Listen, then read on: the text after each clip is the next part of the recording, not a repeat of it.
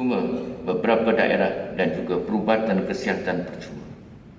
Dr. Syahrul Yassin Limpo telah mengorbankan jiwa dan raga untuk membangun rakyat selama hampir 35 tahun.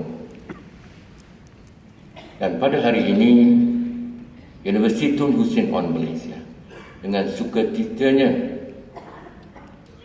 memilih Dr. Haji Syahrul Yassin Limpo sebagai penerima ijazah kehormat UTHM.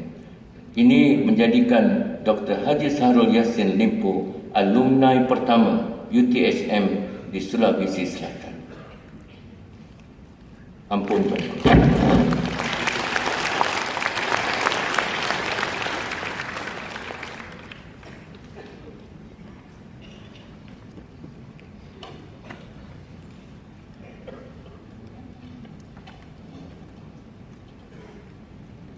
Ampun tuanku, majlis mohon limpah berkenan. Duli Yang Maha Mulia tuanku, untuk menganugerahkan ijazah kehormat Dr. Falsafah Pengurusan Harta Tanah dan Fasiliti bagi Majlis Convocation ke-16 UTHM kepada Yang Berbahagia Datuk Haji Dr. Haji Syahrul Yassin Limpo. Ampun tuanku.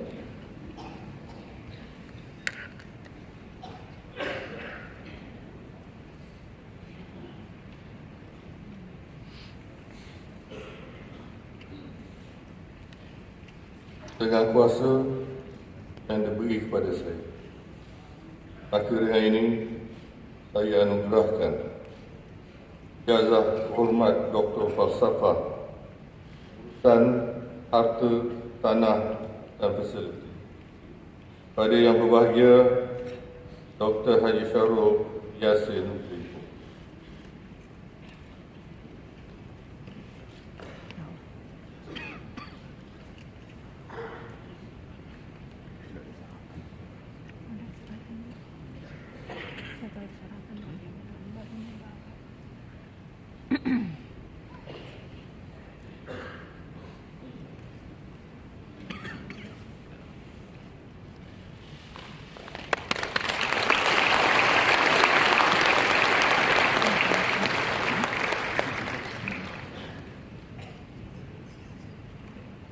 Menjunjung kasih Tuanku Chancellor,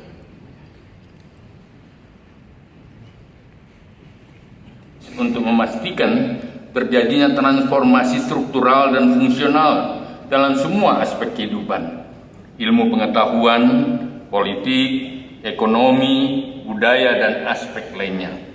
Transformasi itu kemudian bermetamorfosa menjadi peradaban manusia yang tinggi, berkeadilan, berkemakmuran, kesejahteraan, kesejajaran atau nilai universal kemanusiaan. Untuk mencapai derajat peradaban manusia yang tinggi, umat manusia kemudian bersepaham mengembangkan teori-teori pembangunan. Teori pembangunan memuat berbagai pendekatan ilmu sosial yang ditujukan untuk meningkatkan peradaban manusia yang masih minim, untuk menggerakkan energi manusia yang masih pasif, dan untuk merasionalisasikan tindakan dan pikiran klinik yang masih primitif. Dalam perjalanannya, teori pembangunan mengkristal menjadi 3 teori besar, yaitu teori modernisasi, independensi, dan sistem arena superpower. Inilah kecerdikan Amerika mengambil hati negara-negara yang baru merdeka di Asia, Afrika, Amerika Latin. Amerika ingin memastikan dengan menggunakan terma ideologi developmentalism serta untuk menguasai negara dunia ketiga, merasa terbantu untuk menyelesaikan kehancuran ekonomi dan kemerosakan politiknya. Dengan cara seperti inilah negara-negara dunia ketiga dapat membangun seperti kehendak negara dunia pertama tanpa harus mengacu pada pendekatan sosial komunis yang dikembangkan Uni Soviet pada saatnya. Sampai di sini kontestansi memenangkan perang ideologi dimenangkan Amerika pada era yang lalu. Teori modernisasi dinilai memiliki kebolehan menjelaskan proses peralihan masyarakat tradisional memasuki masyarakat modern di Eropa Barat. Teori evolusi dipandang piawai menggambarkan perkembangan masyarakat Eropa Barat yang bergerak searah seperti garis lurus. Ilustrasi ini dapat dengan jelas kita lihat pada karya Spencer dan Comte. Dari teori fungsionalisme person mengandaikan entitas masyarakat seperti organ tubuh manusia yang memiliki berbagai bagian dan saling keterkaitan dan saling keterpautan. Anggota Dewan Senat Universitas Unhusen On yang saya muliakan, Paduka yang mulia yang kami sembah, hadirin yang sama saya hormati. Teori dependensi adalah teori pembangunan lapis kedua. Disebut lapis kedua karena teori ini merupakan antitesa atau kritik terhadap teori modernisasi. Teori ini bersandar pada pokok pikiran yang dikembangkan Marx tentang masyarakat sebagai suatu kesatuan sistem atas dua struktur utama, struktur atas dan bawah, di mana struktur atas merupakan sistem budaya, ideologi, politik, dan sosial yang digerakkan oleh struktur bawah yang merupakan sistem ekonomi.